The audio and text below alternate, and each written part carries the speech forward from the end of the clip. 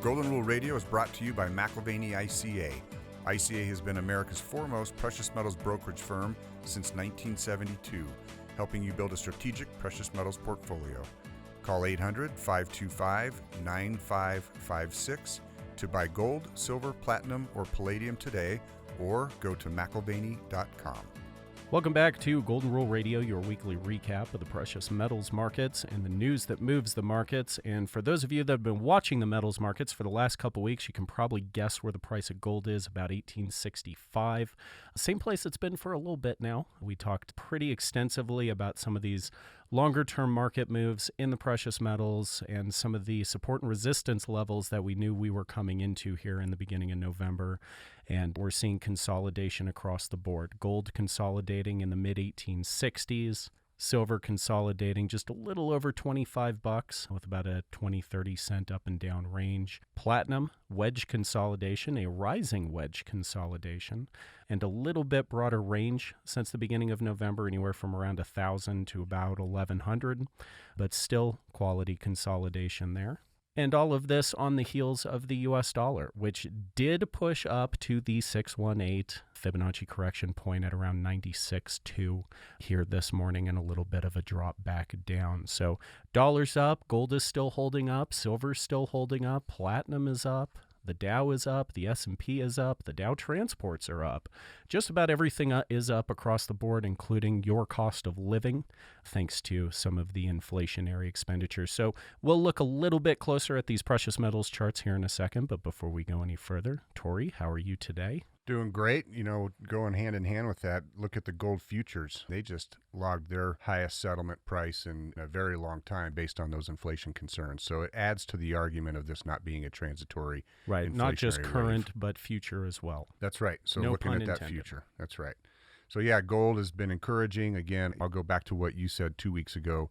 You predicted that gold would come up to this level, and don't get too excited. If we do happen to see a turn down, that's okay. We've got that factor. We've got the December weakness factors that tend to roll around. It just is a matter of how high do we go before we get the pullback. So. And how accurate are the seasonal reversals that we see? We did talk last week or the week before. We mentioned that the fall season rise that you traditionally see in gold didn't happen.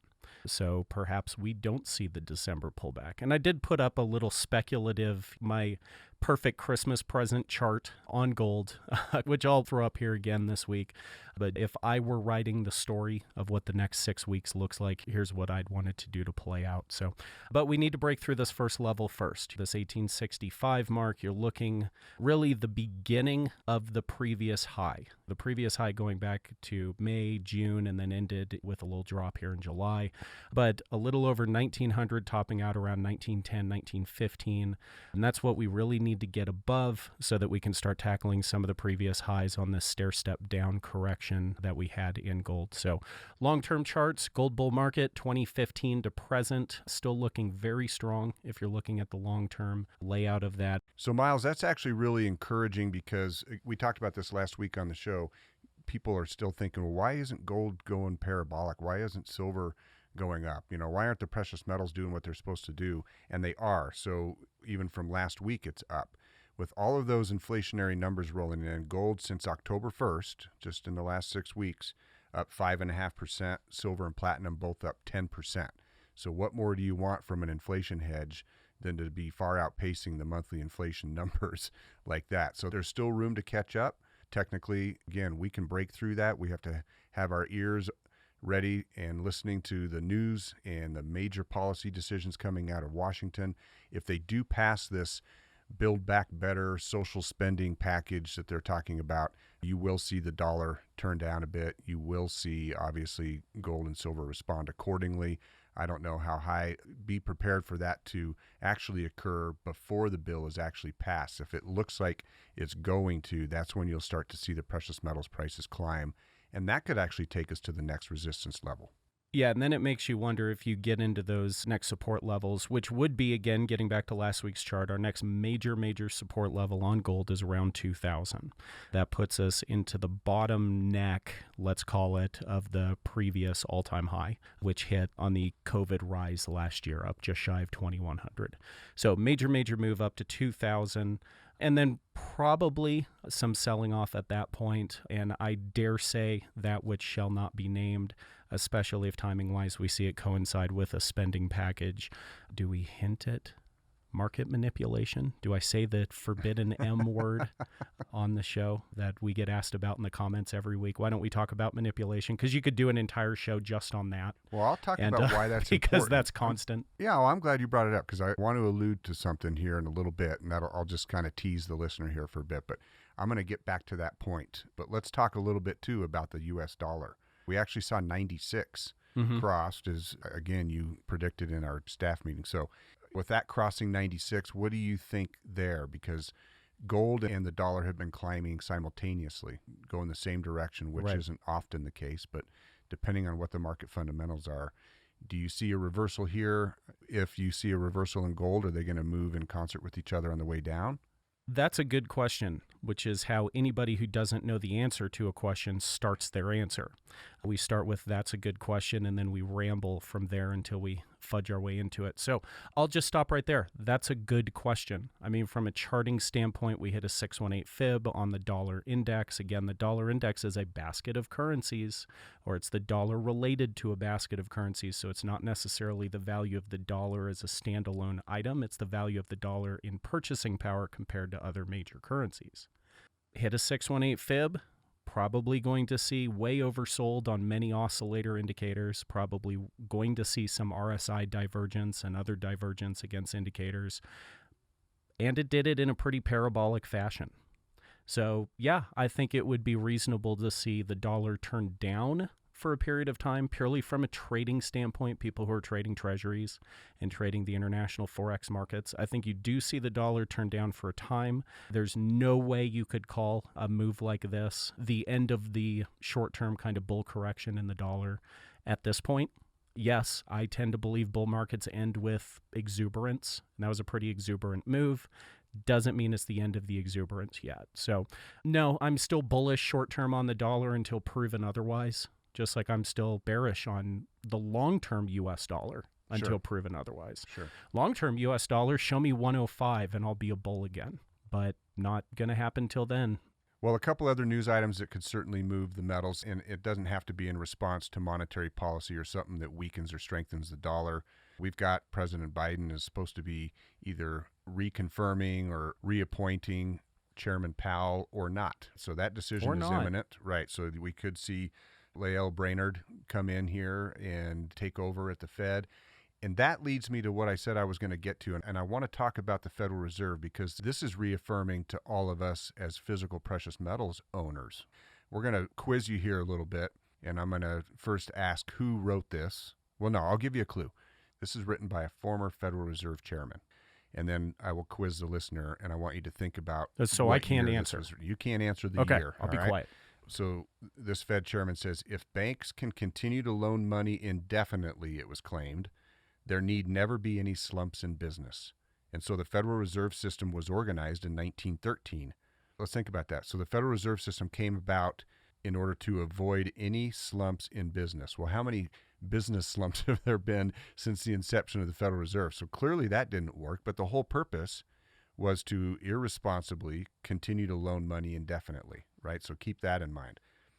Another quote from this paper, the excess credit, this is alluding to 1927, the excess credit which the Fed pumped into the economy at the time spilled over into the stock market, triggering a fantastic speculative boom. So this is 1927. The Federal Reserve pumps a bunch of credit into the system, and it creates this speculative boom in the stock market. So sounds like 2021, doesn't it? Third quote, the opposition to the gold standard in any form from a growing number of welfare state advocates was prompted by a much subtler insight, the realization that the gold standard is incompatible with chronic deficit spending, the hallmark of the welfare state. This is still a quote.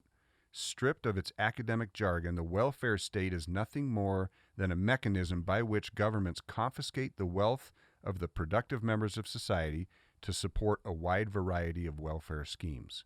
So that's the end of the quote, but the way they do that is twofold, taxes and then deficit spending or financing. They have to finance those promises over time. we're like days away from crossing $29 trillion on the federal debt. That's financing the welfare state. But it's worse than that. It's actually taking. It's a hidden theft. And so David McAlvany, here's a quote from David McAlvany: gold is a resource that empowers individual choice. Now we know it does that. And how does it do that? It does that because it protects your savings. So I'm going to go back to this paper from this Fed chairman. Last quote: in the absence of the gold standard, there's no way to protect savings from confiscation through inflation. There is no safe store of value. If there were, the government would have to make its holding illegal, as was done in the case of gold. So you've got this economic freedom. Now I'm going to give you a little clue. That is the title of the paper: Gold and Economic Freedom. So the question is, what Fed chairman, That's right. since this was written, wrote those words? That's right. That is one Alan Greenspan in the year 1967. So he goes on to become our Fed chairman, and these are quotes from him predicting exactly how things would play out over the next 55 years. And man, is it all culminating and coming to a head. These are all predictive things, and it goes back to David's quote: gold is a resource that empowers individual choice. If you want individual choice, if you want to go back to what Greenspan said and own gold, because it's the only way to protect savings from confiscation through inflation. That's it. That's why we do what we do. Tori, I appreciate you bringing up the foundation of why anybody would be in the precious metals markets. You know, we were talking about this Alan Greenspan piece about a week ago, and one of our coworkers, actually Eric, who's spent some time here in the studio with us, brought up, you know, one of the great benefits of things like precious metals, unlike some alternatives today, which are great alternatives, but the reality is you're looking at things that are digital, traceable, and potentially hackable, depending on what they are. Gold provides security from all of those things, and always has, and frankly always will, and can never be worth zero. And for me, that's the big draw for things like precious metals, is no matter what happens in the world, an ounce of gold will always be worth an ounce of gold, regardless of what the dollar price attached to it is. So with that said, maybe it's not a bad idea in a long-term asset that can never go to zero to consider looking at some of your long-term assets into that thing that can't go to zero. And there's not a better place to look at precious metals than within your retirement account, your IRA. As many people know, you can put things like gold, silver, platinum, physical product, bars, and coins into your IRA.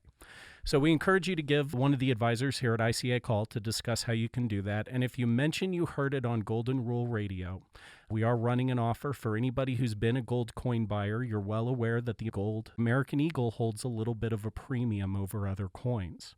However, if you mention you heard it on Golden Rule Radio and you give us a call, we'll be happy to sell you an American Eagle for the same price as some of those other coins, like a gold Canadian maple leaf.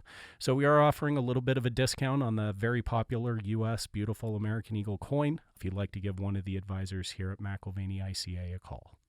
Yeah, so to do that, just call us at 800-525-9556. You can always reach out through email as well off of our website at mcalvany.com. As always, you can find us on Facebook at McAlvany Financial or Twitter at ICA Gold. Next week is the American Thanksgiving holiday, and we will be taking that holiday off, so there will be no Golden Rule Radio next week. We hope you have a blessed time with your friends and family, as we will as well, and then look forward to seeing you again at the beginning of December. Thanks as always for joining us. Have a great week and a great holiday.